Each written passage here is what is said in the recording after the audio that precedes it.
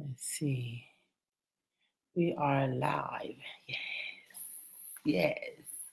Hello. Can you hear me? Just the mic a little bit. 1, 2, 1, 2. There we go. Yes. Hey, everyone. Good evening. It is Tuesday, rainy night in Georgia. They wrote a song about that. Hey, Frida. Hey, Tara. Hey, Jody. Hey, Holly. Thanks for logging on. I'm just going to wait for my Facebook to come in a little bit. But we're here live on Instagram already, which is fantastic. And we are logging in. I have a couple people on Facebook logging in now. And coming on. Yay. Woo-hoo. Fantastic. Just going to give it a couple more minutes. Hey, Aisha. Hey, Dr. M. What's going on, girl? What is going on? Hey, Regina. How are you? What is happening? Hi. Hello, Jade. Hey, Monica. Fantastic. Hey, Aunt Liz. How you doing? Awesome. Hey.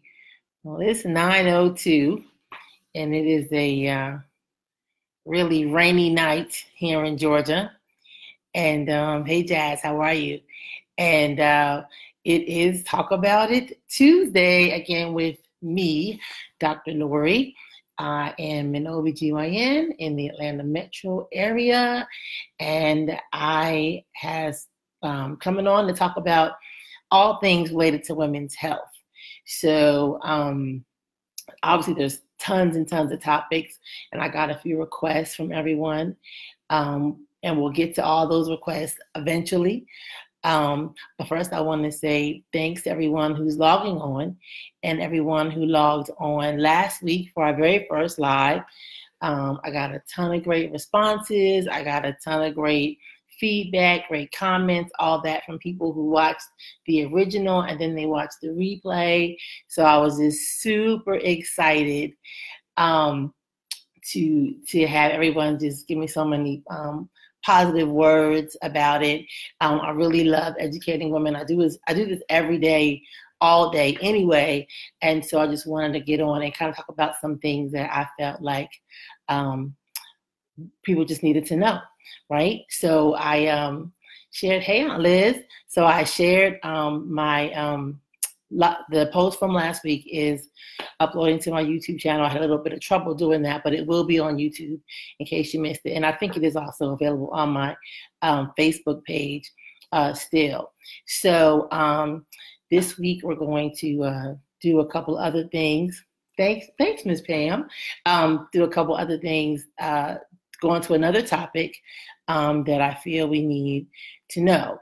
So in case you guys didn't know, January is Cervical Cancer Awareness Month. And cervical cancer is one of the 4th leading GYN cancers worldwide. And we should be aware that it's the #1 killer worldwide, not so much here in the U.S. Because we have prevention, but worldwide cervical cancer does take a lot of lives every single year. And so we're going to talk today about cervical cancer. And somebody says, oh, we know what that is, but funny thing, so I have an assistant, right? So when I told her we were going to talk about cervical cancer, she went and did some research on it, and she came back with a different type of cancer. She said, oh, what is it? This is it. I said, no, this isn't the cervix. This is the uterus. And even though they're connected, they're kind of different things. They're different organs. They're considered different organs. And you can get cancer in either one of those organs. And so we're going to just talk a little bit tonight about cervical cancer, what it is, where it is, what happens when you get it, how you can prevent it, and what your the best way to avoid getting it. I probably won't cover everything tonight because that leads us into a big conversation about some HPV and stuff like that, and that's a whole topic in and of itself. And so I don't want to belabor the issue. So I'm gonna maybe break it up into 2 portions. But anyway, let's talk a little bit about cervical cancer. So first of all, the cervix, let's just talk about where it is. So tonight I bought some visual aids, right? So the cervix is the lowermost portion of the uterus. And the uterus is like where the baby is and all that, but the cervix is the end point, right? So I got a picture. Can y'all see this picture at all? So this is the uterus right here, and this bottom part right here is the cervix, right? So as when you come to your gynecologist every year to get checked, and you get a pap smear, that's what we're looking for is cervical cancer when we put in the speculum in. So some of you ladies have seen this. For the guys that vlogged on me, if not seen one of these before, this is a speculum. We stick this in and open it and take a look at the cervix. And then we take this little swab right here and kind of do a little sweep, sweep, sweep, sweep, sweep, and gather cells off of the cervix. And we send that off to the lab, and we have them check for cervical cancer. So when I look in, you come to my office, I do a pap smear on you, and you look inside, all I really see is this little circle right here. This is the cervix. That's all I really see. So a lot of times people will ask me oh, they said they had their ovaries checked or something when they had a pap, and that's just impossible. So you really can't see anything except that little round spot, that cervix. You can't see up inside of a person. So, I don't know if someone told you could see up inside of a person before, but you can't. When we put the speculum in, this is all that we see is the cervix right here. And that's where we take the samples of cells, and that's where we do the pap smear. Because, hey, Stacy, because, yeah, they lie, Allison, and say they can see things they can't see. All they can see is the cervix. So the pap smear takes some cells off of the cervix and then sends that off to the lab to be tested, right? And so then it comes back to us. Now, when you talk about the cervix as a point of reference, ladies, you'll see the cervix is round, kind of like a donut, right? So anybody that's had a baby, when we're talking about, oh, you're dilating, this little hole in the middle is what's dilating, right? So if we say, oh, she's 1 centimeter, she's 2, she's 4, she's 5, or whatever, we're talking about this little dot in the center. That's what's opening. That's the cervix. Same cervix, different reference, but that's what we're talking about. So this little round thing here gets big, 10 centimeters, and a big old baby head pops out of it. But when it's not pregnant and when it's not dilating, it looks kind of like a little donut, a little pink donut, and we just do a sample in the center, right?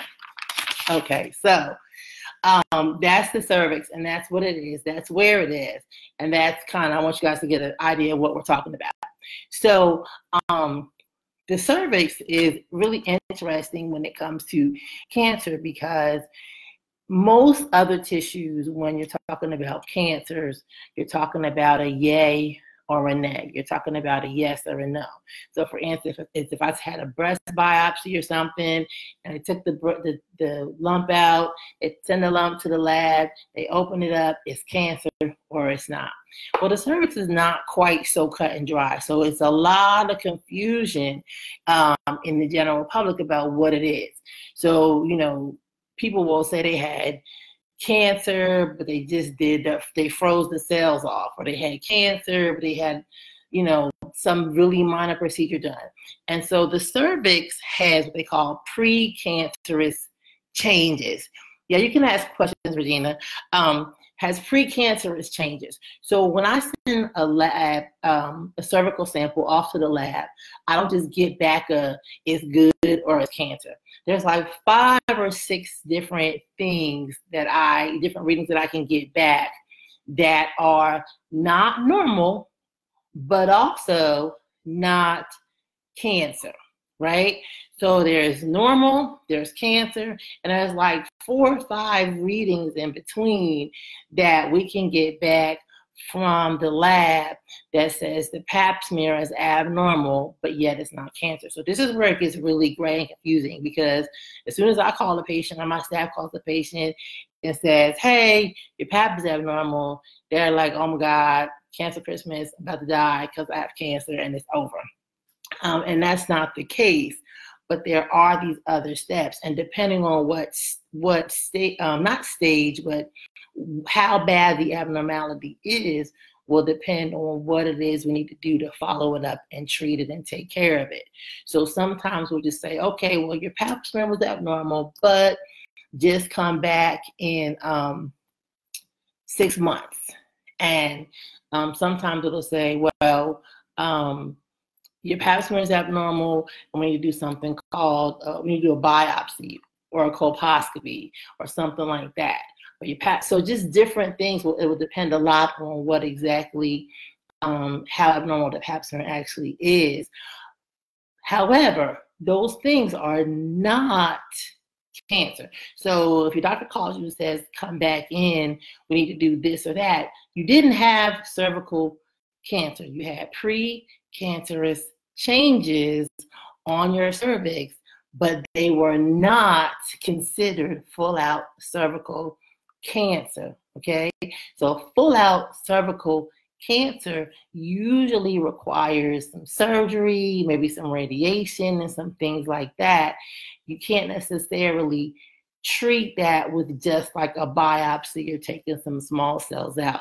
So I know it gets really confusing and really like weird trying to understand it, but that's what it is. So if you still have your uterus, you did not have probably cervical cancer, or else they would have done more to physically take everything out. Okay, so that's kind of what cervical cancer is, what it's not, so forth and so on. And so the one way that we detect this is in the pap smear. Now, recently, in the past couple years, there's been all these new like recommendations about the pap and how often you're supposed to get it and how often you're not supposed to get it. And for like years, we were telling women, just come once a year. Come once a year, get your pap. Then they said, is it hereditary? No, it's really not hereditary. It's kind of more environmental. So the question is cervical cancer hereditary? And that answer is no. It's more environmental. And I'm gonna get to the how you get it in a little bit. But basically, cervical cancer, they used to be every single year. Now they're like, oh, come every 3 years, come every 5 years. Personally, I don't agree with that. Personally, I think you need to come in. If you have sex, if you've ever had sex, I could say sex after 9 o'clock. You have sex, you've ever had sex, or you have sex with somebody who maybe has sex with somebody else, you need to have a pap smear at least every year. I have a question that says, so abnormal can mean precancerous and not cancerous. That's correct. An abnormal pap can be precancerous and not cancerous. So I'll go back to that now for a quick second. What that means is, like, let's say you did absolutely nothing with these precancerous cells and continue to live a high risk kind of a lifestyle, there would be a chance, not an absolute, but a chance that those cells could become cancer down the road in the future. The only good thing, I guess you could say, about cervical cancer is that it tends to be kind of a slow growing kind of a situation, a slow growing process. Or you could have precancerous cells that never turn into cancer at all. They could just be precancerous, and we could check them and biopsy them, and they can never get any worse than what they are, originally. They could just be, precancerous cells. I was reading a question on this side. Okay, right. We'll get to that in just a second. But anyway, so there's a lot of the new recommendations have some women thinking they can go every 5 years. Personally, this is my opinion. This is not what the people say who write the books. I say that's way too long because life happens and things change and people change partners and partners change and things happen. And 5 years, even 3 years, I think is kind of a long time. And my opinion is that as long as the insurances are still paying for it every year or two, you should get it every year or two. That's what I think. Your doctor might say something different, and the guidelines are a little bit different at this point in time. However, the current guidelines have stretched them out along a little bit differently. But again, there's a caveat. So what causes cervical cancer, or what puts you at risk for cervical cancer? Well, for one, smoking. If you didn't know that, smoking puts you at risk for cervical cancer. Smoking mutates the cells and causes some issues, and you can get, you're at higher risk for developing that cancer with smoking. High risk sexual behavior. So multiple behaviors, multiple partners over your lifespan. Obviously, the more partners you have, the more risk you are for developing different types of cervical cancers and other stuff too, but in particular cervical cancer. And then kind of like the main risk is like HPV. So HPV is like, it's kind of become a thing in the past, like, I'm gonna say 15 or so years. Prior to 15 years, people probably didn't even know what it was, but it is very highly associated with cervical changes and cervical cancers, right? So HPV is a virus. It's a sexually transmitted virus. So you have to get it from what? Sex, right? So there are multiple strains of this HPV. Some of them are called high risk and some of them are called low risk. The high risk types are more associated with the cervical cancers and the cervical cancer changes, right? So HPV is kind of like, there's one HPV, but there's multiple strains. So it's kind of like roses. It's a rose, but it could be like an American Standard or American Beauty or Golden Yellow or a Black Baccara, multiple different types of roses, but it's all considered a rose. Well, HPV is kind of the same thing. There's HPV, but then there's multiple strains. And so there's a lot of confusion. There's a lot of talk about HPV now, what it prevents and so forth and so on. And there's a vaccine. So if you have young girls, probably have had your pediatricians say, oh, you know, the HPV vaccine and all that kind of stuff.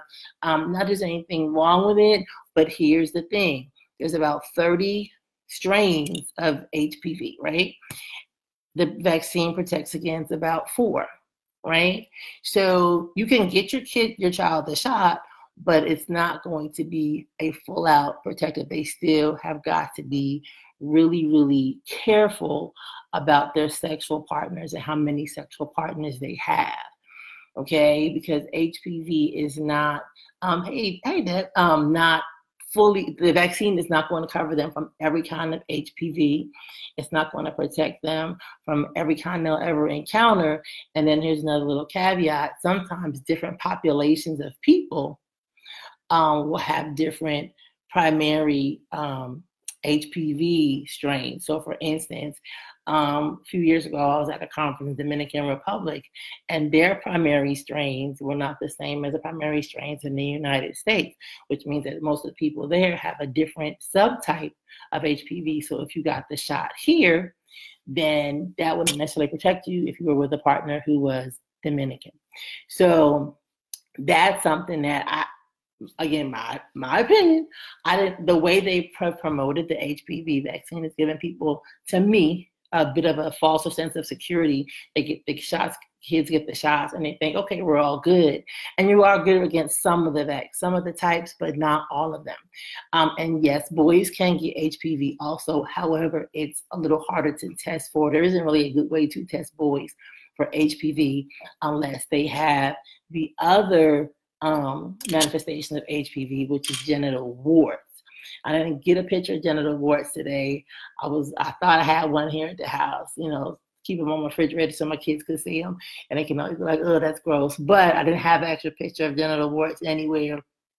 And so with the genital warts can be inside, it can be on outside, but boys can get warts, girls can get warts.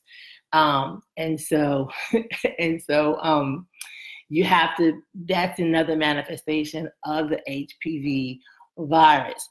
HPV has become very, very prevalent, especially in the younger population. There was a study shown with college students a few years ago that said something like 1 out of every 4 college students by the time they were seniors have been exposed to the HPV virus. So it's widespread. A lot of people are getting it. And again, condom use is one of the main ways you protect from it. And you gotta, inspect you gotta inspect the parts and make sure that there's no skin tags or anything like that you can obviously see, because that will be a spread of HPV. And again, there's a question on Facebook about being a senior. You don't need to get a PAP every year. I say if you're a senior, you can go, again, my personal opinion is like every 2, 3 at the most. I think beyond a certain amount, I think that beyond that probably isn't often. And if you're sexually active, I think you need to go probably every year if you are active, because senior populations who are active are seeing increases in other types of sexually transmitted issues because, well, it's sex, So again, as long as they're paying for it, I know Medicare typically pays for a PAP every 2 years, even still. And so if they're willing, your doctor's willing to do it, I would say go ahead and get the PAP just to be sure. I hear a question a lot: if you've had a hysterectomy, do you still need to get a PAP? It depends on why you had the hysterectomy. It depends if there was any kind of abnormal cells that made you get the hysterectomy. Any kind of cancerous. If there's any kind of cancer situations, you still need to go get it. And if you still have your ovaries, for sure, you need to go get your exam, get your pelvic, maybe not a PAP every single year, but you definitely need to go and get your pelvic exam done, get your ovaries checked if you still have them present.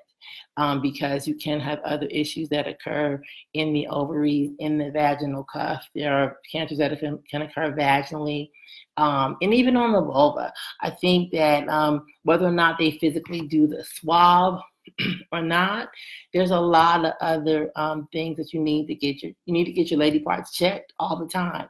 I would say 1 to 2 years max, because other things can occur that you may think are just something simple, and it could be something a little more serious.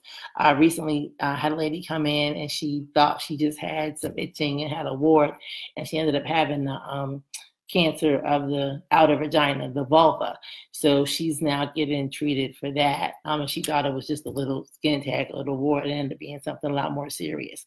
So you can get cancer in all those areas. So you should definitely still be coming in to get your annual checks, annual checkups, and checking for cervical cancer. I mean, and again, in the United States, we're fortunate that cervical cancer is not a major, people don't die from it as much here in the United States, because we do have prevention. We do have pap smears. We do have preventive medicine, and most insurances still do pay for an annual pap. They still do pay for it annually or every 2 years. Other countries, though, women die of cervical cancer like every single day. So why should you be worried if you had it? How would you know if you had it? Well, one, if you haven't been to GYN in more than 5 years, I need you to go. You can call my office or you can go to your local GYN, but if you haven't been to one in more than 5 years, you need to go. That's what you need to do. You need to get your PAP. You need to get looked at. You need to get checked, because one of the major risk factors, again, is just time since your last PAP. And if you've been having sex at all in those 5 years, then I need you to go and get your PAP smear done. Go get it checked. You know it's cervical cancer. We're in this month, so go ahead and make sure that happens. You want to look for any kind of abnormal bleeding. If you see that, if you see particularly bleeding after intercourse, bleeding after sex, then that's something that is often a sign of cervical cancer. And my older ladies, anybody, anybody, you come Tanya, anybody who is bleeding post-menopause. If you're past the age where you have normal menstrual periods, if you're past that age, you don't have a period anymore, and all of a sudden you start bleeding, even if it's just a little spotting, you need to make sure that you need to go to a doctor. And no shade to anyone else, but go to a gynecologist. Try not to go to your regular family doctor and have them looking at your vagina. That's my opinion again. This is my opinion, because I think I only look at vaginas.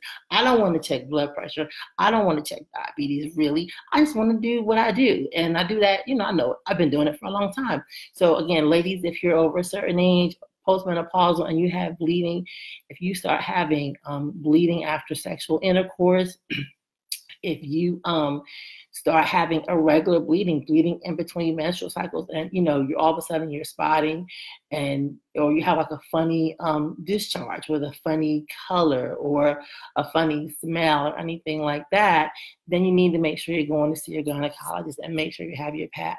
And by all means, if you haven't had one in 5 years or more, and there are those out there who haven't, believe it or not, then you need to make sure that you're going to see a gynecologist and getting looked at and getting checked and getting your PAP done. It takes a couple of minutes. It's just a brush and a speculum, and will be done. And it's worth the while of having your peace of mind. So I did see some other questions that pop up. I'm going to scroll back up. I think I talked about the HPV just recently. And yeah, the HPV, it causes warts and causes the cervical cancer. Yep, same virus. And of course, it is an STD. So you get it again, of course, from having sex, which, like, wow, you all that something having sex kind of bites. There was a question on Instagram about menopause. That's a whole nother conversation and a whole nother Talk Tuesday, because menopause is like major. Everybody, between hot flashes and night sweats and dryness and all the other stuff, that's a whole nother conversation. But what I do want you to know for this particular conversation is that we will make sure that if you have any bleeding postmenopausally, any spotting postmenopausally, you haven't had a period 3, 4, 5 years, and all of a sudden you see some bleeding, you need to make sure that you go to your gynecologist and that you're getting it looked at and that you're getting it checked out, and make sure that everything is okay and that nothing is wrong. Okay, I'm going to take my last, let's see, bleeding and ablation. There's a question about endometrial ablation. If you had an endometrial ablation, is bleeding and spotting normal? Well, it can be, because depends on how old you are. What I find with the ablations is that you get a good 5 to 7 years, depending on how old you are. If you had an ablation in your 30s or your early 40s, you may get back to regular periods before menopause kicks in. It's not quite as long lasting in younger patients. If you're 40 and over, that ablation will probably ride you out through menopause when your body would have stopped bleeding anyway.